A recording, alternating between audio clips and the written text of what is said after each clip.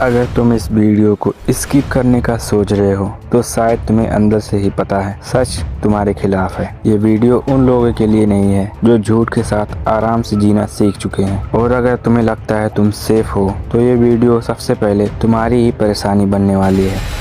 Social media manipulation का सबसे पहला और सबसे डेंजरस स्टेज होता है डेनियल। तुम्हें लगता है तुम स्मार्ट हो, तुम समझदार हो, तुम अंधभक्त या ब्रेन वॉश कैटेगरी में नहीं आते हो। और एग्जैक्टली इसी पॉइंट पर मैनिपुलेशन जीत जाती है, क्योंकि जो इंसान मानता ही नहीं कि उसका दिमाग इन्फ्लुएंस हो सकता है वही सबसे आसान टारगेट होता है। तुम सोचते हो तुम फोन यूज कर रहे हो, पर असल में फोन तुम्हारी अटेंशन, तुम्हारी फीलिंग और तुम्हारे रिएक्शन को यूज कर रहा है। ये वीडियो कोई ज्ञान देने के लिए नहीं है, ये तुम्हारे दिमाग के अंदर चल रही चीजों का पोस्टमार्टम है। सोशल मीडिया कंपनीज का असली बिजनेस मॉडल होता है तुम प्रोडक्ट हो, यूजर नहीं। जब भी कोई बोलता है ये ऐप फ्री है, वही सबसे बड़ा झूठ होता है। फ्री का मतलब होता है कि पेमेंट तुम पैसों से नहीं अपनी जिंदगी के वक्त से कर रहे हो। सोशल मीडिया कंपनीज का प्रोडक्ट तुम्हारे फोटोज, तुम्हारे थॉट या तुम्हारी वीडियोज नहीं है। उनका असली प्रोडक्ट तुम्हारा बिहेवियर है। तुम किस चीज पे रुकते हो, किस पे गुस्सा होते हो, किस पे हंसते हो, किस पे कमेंट करते हो। ये सब डेटा कलेक्ट होता है और फिर इसी डेटा के बेस पे तुम्हें धीरे धीरे एक प्रिडिक्टेबल इंसान बनाया जाता है। जो प्रिडिक्टेबल है वो कंट्रोलेबल है, और जो कंट्रोलेबल है वह सबसे प्रॉफिटेबल है। सोशल मीडिया पर इनफाइनाइट स्क्रॉल इसलिए रखा गया ताकि तुम्हारे दिमाग को स्टॉप करने का ऑप्शन ही नहीं देना है। कभी सोचा है पहले मैगजीन्स में लास्ट पेज होता था, टीवी शोज के एपिसोड खत्म होते थे, फिल्म एंड होती थी, क्योंकि ह्यूमन ब्रेन को क्लोजर चाहिए होता है। सोशल मीडिया ने जानबूझकर ये क्लोजर हटा दिया। इनफाइनाइट स्क्रॉल इसलिए बनाया गया ताकि तुम्हारा दिमाग कभी बोले ही ना बस हो गया। हर स्वाइप के साथ दिमाग सोचता है शायद अगला कंटेंट और बेटर हो, और इसी शायद में घंटे निकल जाते हैं। तुम फिजिकली थक जाते हो लेकिन मेंटली ऐप बंद नहीं कर पाते। ये एक्सीडेंट नहीं है, ये डिजाइन है। डिजिटल कंडीशनिंग का सबसे सस्ता और सबसे इफेक्टिव तरीका है नोटिफिकेशन। नोटिफिकेशन सिर्फ एक अलर्ट नहीं होता, ये एक साइकोलॉजिकल पोक होता है। रेड कलर का यूज इसलिए होता है क्योंकि ह्यूमन ब्रेन रेड को डेंजर और अर्जेंसी जैसे जोड़ता है। Someone like your post, you have new follower, your video is getting views. ये सब तुम्हारे दिमाग को एक सिग्नल देता है कि तुम इम्पोर्टेंट हो। धीरे धीरे तुम फोन तब नहीं उठाते जब काम हो, तुम फोन तब उठाते हो जब तुम्हें वैलिडेशन चाहिए होता है। और जब वैलिडेशन एक ऐप से मिलता हो तो आदमी खुद को उस ऐप के हवाले कर देता है। तुमने नोटिस किया होगा कि बैलेंस, काल्म, लॉजिकल बातें रेयरली वायरल होती हैं, लेकिन जैसे ही कोई एक्सट्रीम स्टेटमेंट आता है, जैसे ही कोई लड़ाई होती है, व्यूज एकदम से एक्सप्लोड हो जाते हैं, क्योंकि गुस्सा तुम्हें कमेंट करने पर मजबूर करता है। तुम लिखते हो, लड़ते हो, शेयर करते हो, प्लेटफॉर्म को तुम्हारा ओपिनियन से फर्क नहीं पड़ता, उसे सिर्फ तुम्हारा रिएक्शन चाहिए। इसीलिए सोशल मीडिया पे चीजें समझाई नहीं जाती, भड़काई जाती हैं। तुम्हें शांत करना उनके बिजनेस के अगेंस्ट हो जाता है। पॉलिटिक्स।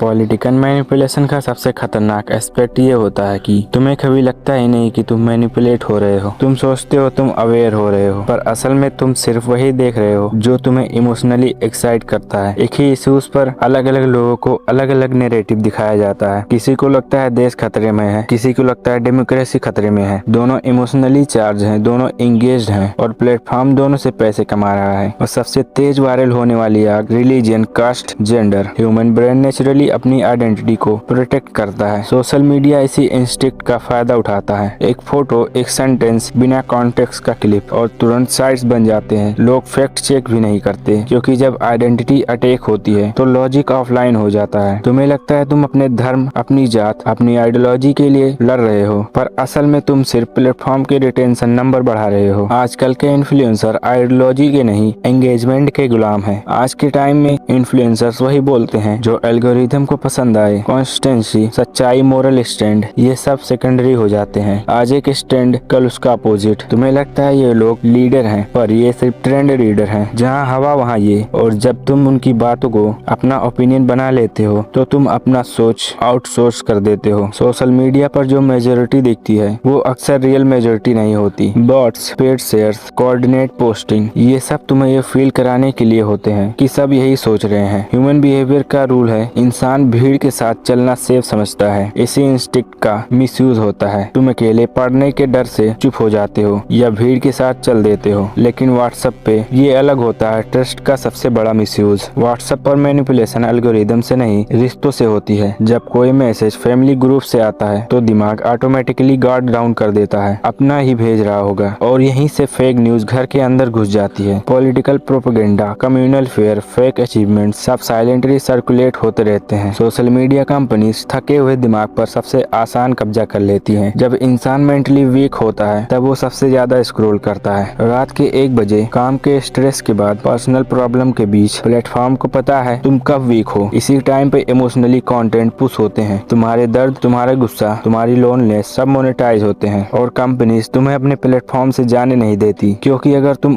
ऐप बंद कर दोगे तो उनका रेवेन्यू बंद हो जाएगा। इसलिए auto play, reminders, memories, are you still watching जैसे फीचर्स होते हैं। हर चीज का एक ही मकसद, तुम वापस आओ, तुम रुक जाओ, तुम रिएक्ट करो। सबसे कड़वा सच ये है, तुम्हें लगता है तुम फ्री हो क्योंकि तुम बोल सकते हो, पर असल फ्रीडम सोचने की होती है, रिएक्ट करने की नहीं। अगर तुम्हारा गुस्सा, तुम्हारा प्यार, तुम्हारा दर्द कोई और डिसाइड कर रहा है तो तुम फ्री नहीं हो। सोशल मीडिया तुम्हें धीरे धीरे एक प्रिडिक्टेबल मशीन बना रहा है, और मशीन से वोट भी लिया जा सकता है, खरीदारी भी और लड़ाई भी।